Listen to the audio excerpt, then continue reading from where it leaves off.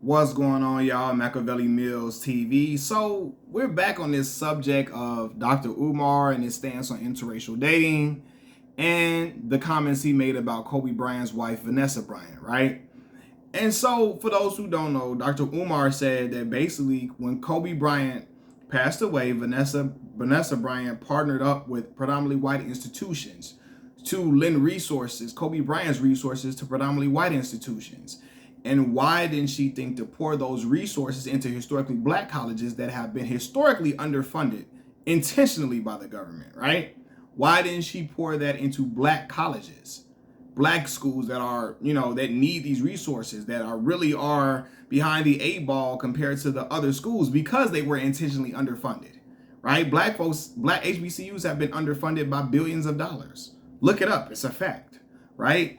And so a lot of people got upset. They get pissed off, like how dare Umar tell Vanessa Bryant what to do with her husband's money, so on and so forth. How dare she don't owe us nothing, all of that. And I noticed this, man.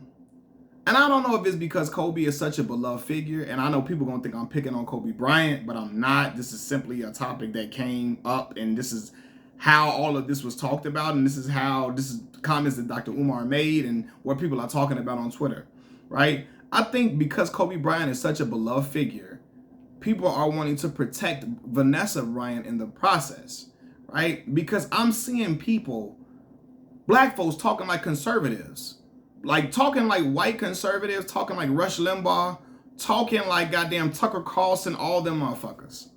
Black folks on there saying, why we always asking for handouts? Why black folks always looking for free stuff? Why black folks gotta help us? They don't owe us nothing. They don't owe us black folks nothing. They don't owe us nothing.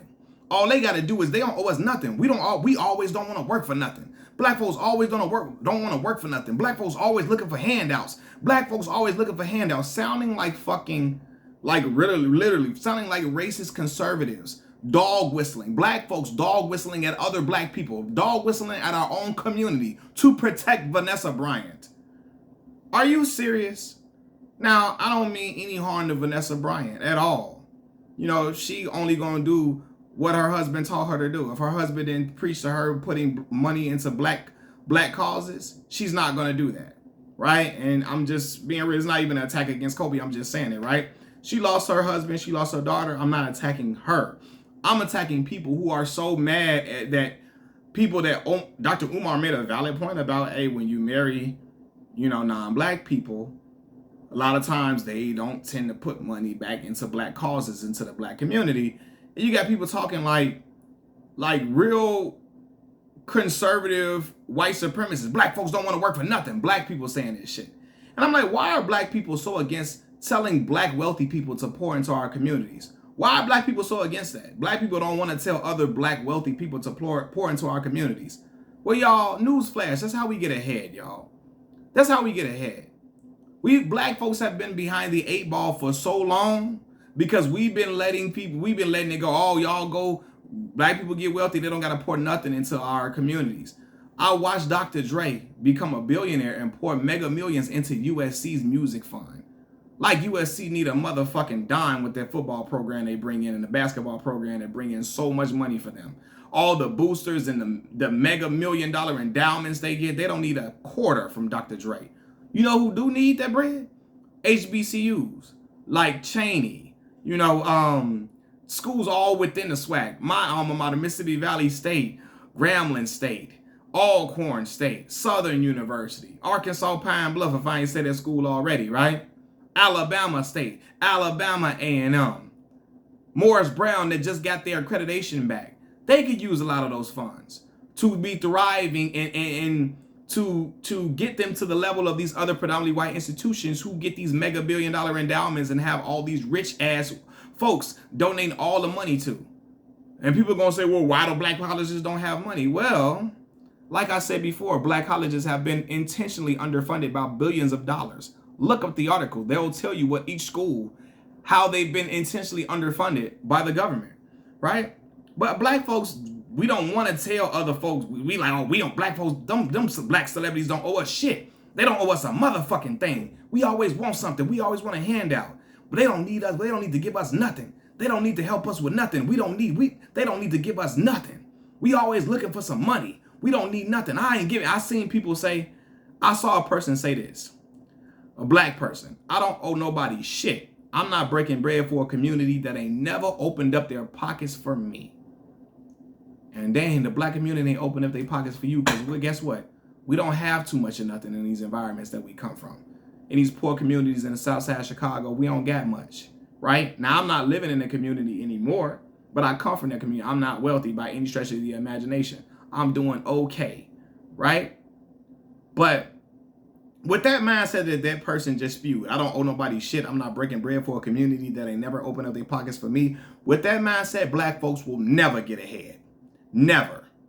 The black dollar leaves the community the fastest.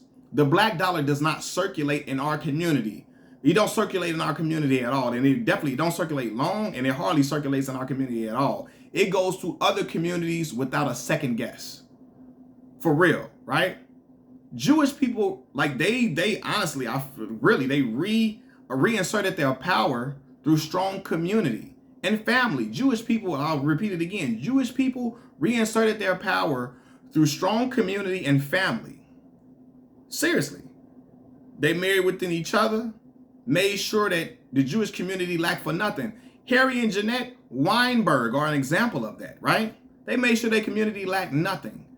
And I'm going to say this, I'll look this up. You know, they have Harry and Jeanette Weinberg.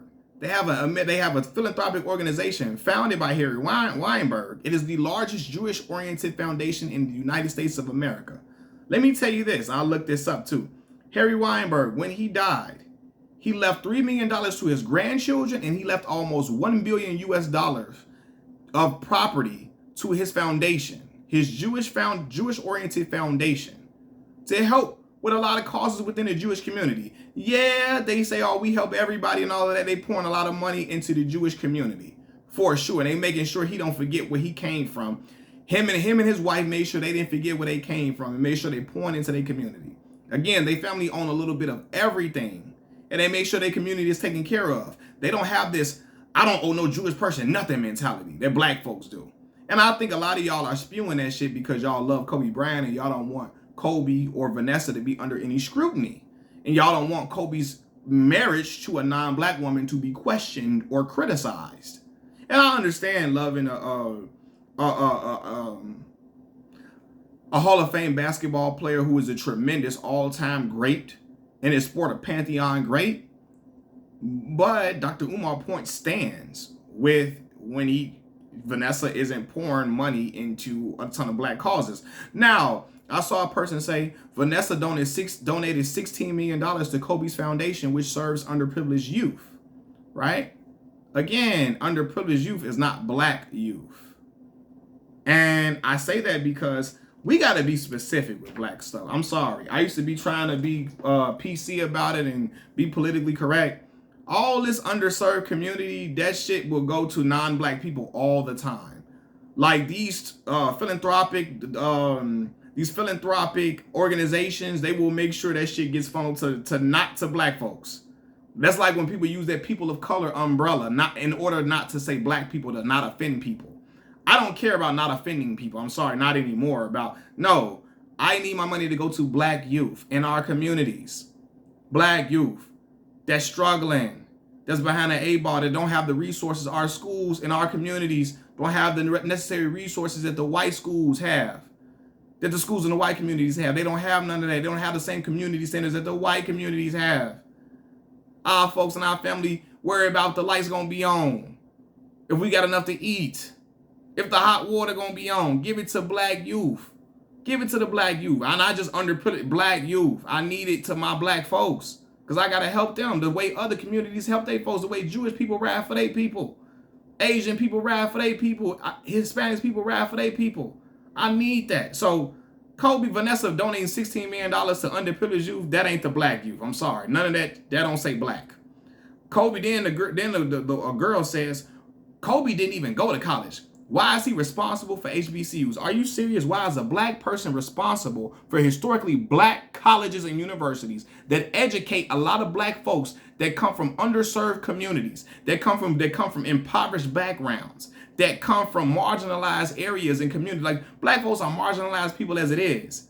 Why is a black person responsible for donating and pouring into historically black colleges that have, even if you didn't go, they've educated our ancestors, some of the most brilliant black minds walking this earth, that have educated our forefathers, educated the grandmamas, your granddaddy, your uncles, your aunties, your great uncles, your great aunties, all of that. Why is a black person responsible for pouring back into our schools? Are you fucking kidding me? What type of coon shit is that? Why is a black folks Why is he responsible for HBCU? Because he black, goddammit. I don't care if he didn't go, because that rule doesn't apply, because he didn't go to none of them other predominantly white schools that Vanessa donating to or partnering up with. He didn't go to them damn schools either, because he didn't go to college. So what you mean? Why is he responsible? Why he responsible for them white schools then? No, man. Give that money to black schools that have been intentionally underfunded by billions of dollars. Pour into them black schools. I'm sorry. Umar kept a stack with that. I don't care. You might not like the messenger. You might not like what he's saying. But what he's saying is truth. Regardless, like, for real. Like, a lot of times when you marry outside of the community, a lot of times your funds gonna go to non-black causes. You know what I mean? And another guy made a great point. He say, you know, why are we always assuming that the man is going to be the breadwinner? That's true. Sometimes the man don't be the breadwinner in these interracial marriages. But there are a lot of times where they are, right? And most women outlive their husbands. So if the man is the breadwinner and he is wealthy, marrying outside of the black community a lot of times can be just a long-term wealth transfer. You know what I mean? Hey, black man pass away, or the money go to his non-black wife. Now they have children. Yeah, you're gonna go to the kids, which the kids will be black, but I want y'all to know that not every biracial person will identify as black. Not every biracial person has knowledge of self. Not every biracial person has an attachment to black causes and black issues, right? And a lot of times, like I mentioned in previous videos, a lot of biracial kids oftentimes will date will date other non-black people, and at the end of the day, will keep funneling into non-black causes. Now, again, I can play devil's advocate with myself and say, even if I marry a black woman, my kids could still go on and date outside of their race. They could, right? And that's a possibility for sure, right? But hey, as a black man, hey, I'm gonna set the precedent that, hey, you know, and they can date whoever they want to date, for sure. But honestly, for a lot of reasons, I gotta be with a black woman. Now, I don't hate against nobody. I got a lot of love for everybody. But I told y'all my natural attraction is to black women first. Always been that way, right? But at the same time, as I got older and I became more socially conscious, I really realized why the black family unit is important, so that we can be on code with each other to pour back into our own community. You know what I mean? And I'm saying you can't pour into your community when you're with a non-black woman. You can, but if you were to pass away, and, you know, will that money, I want to keep my money going within black causes. And when you date outside of your ethnicity, you're going to pour money into non-black causes. And even if you pass away first, will that money keep going through keep being funneled into the black community? Who knows, right? It may not. But yeah, Dr. Umar just preaching strengthen the community, whether people like it or not. And his point was, if Kobe married a black woman, maybe the black colleges could receive a come up that they desperately need after the government has been purposefully underfunding our schools. And that was his point. Not to attack Kobe Bryant or Vanessa Bryant. We understand she lost her husband and her daughter, which is tragic, and I pray for her, because that is horrific. But he made great points with that, whether you're a Kobe fan or not. And I don't see how people are getting mad about this, especially black folks. They're cooning out about it.